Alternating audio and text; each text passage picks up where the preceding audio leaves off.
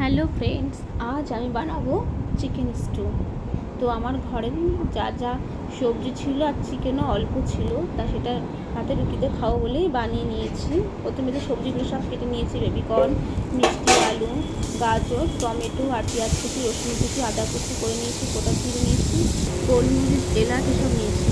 তোমাকে যে মাংস ছিল মাংস ধুয়ে নিয়ে নুন হলুদ দিয়ে ভেজে নিলাম। প্যানে প্রথমে বাটা দিলাম আর নুন হলুদ দিয়ে ভেজে নিলাম। ভাজার পর সামান্য জল দিয়েছি, দিয়ে গোলমরিচ গুঁড়ো আর একটু নুন দিয়ে ঢেকে রেখেছি। এরপর দিয়েছি প্যানে, যখন ফুটে এসছে, যখন হালকা বয়েল হয়ে গেছে তখন নামিয়ে দিয়েছি। এরপরে প্যানে সর্ষের তেল দিয়ে একটা শুকনো লঙ্কা ভেজে নিয়েছি। তারপরে দিয়েছি একটা তেজপাতা, বেশ একটু জল ফুটছে, প্যানের মধ্যে ধুয়ে দিয়েছি তো ভিজা ভিজা ছিল ওর জন্য। গোলমরিচ আর যা যা মশলা ছিল কুচানো, রসুন, আদা এগুলো দিয়েছি। এরপরে দিয়েছি পেঁয়াজ, সাথে দুটো লবঙ্গ, দুটো এলাচ আর কয়েকটা গোলমরিচ দেওয়ার পর ভালো করে নাড়িয়ে নিচ্ছি। বেশ ভালো মতো আসবে, হালকা বেশি নয়। তখনই আমি, ভালো লাগলে প্লিজ কমেন্ট করবে, তখনই আমি দেবো পেঁয়াজ কুচনো।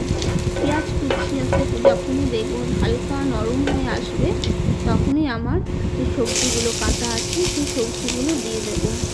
এবং সবজিগুলো 2-1 মিনিট মতন হালকা নাড়িয়ে নেবো এপার ওপর করে, বেশি সময় না। তারপরে আমি একটুখানি নুন হলুদ দেবে।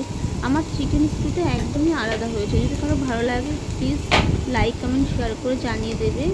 আমার মেয়ে একটু এরকম সাদা, একটু এরকম খাবার খেতে ভালোবাসে না, আর হলুদটা দেখতে ভালো লাগে বলে এরকমভাবেই আমি করি। ধনের গুঁড়ো আর জিরের গুঁড়ো দিয়ে আমি ভালো করে নাড়িয়ে নিয়েছি, আর তারপরে সামান্য চিনি দিয়েছি। এরপরেই আমি জল দিয়েছি ফুটানো। আর দেখো, আমার একটুখানি কর্নফ্লাওয়ার ছিল, যেটা আমি জলে গুলিয়ে নিয়েছি। কর্নফ্লাওয়ারটা গুলিয়ে নিয়ে দিয়ে দিয়েছি, আর দেওয়ার মুহূর্তেই দেখো কি সুন্দর ঘন হয়ে এসছে। অপরূপ দেখতে লাগছে, সত্যি খুব সুন্দর লাগে দেখতে, খেতেও টেস্টি হয়েছে।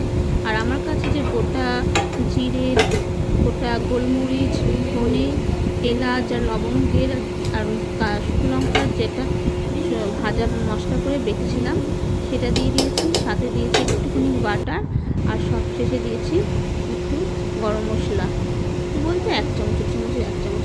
শেষে আমি আবার একটুখানি কর্নফ্লাওয়ার গুলিয়ে দিয়ে দিয়েছি, যাতে আর একটু ঠিক ভাব আসবে, যাতে এখনও পাতলা। দেওয়ার পর যখন ফুটলো সব, তখনই তুলে নিলাম। তুলে নেওয়ার পরেই আমার আবার যে ভাজা মশলা আছে তার উপরে আবার আমি দিয়ে দিয়েছি। দেখুন, খেতে অপূর্ব টেস্ট, যেরকম দেখতে সুন্দর, গন্ধ সুন্দর, খেতেও টেস্ট হয়েছে। প্লিজ লাইক শেয়ার করবেন। Thank you.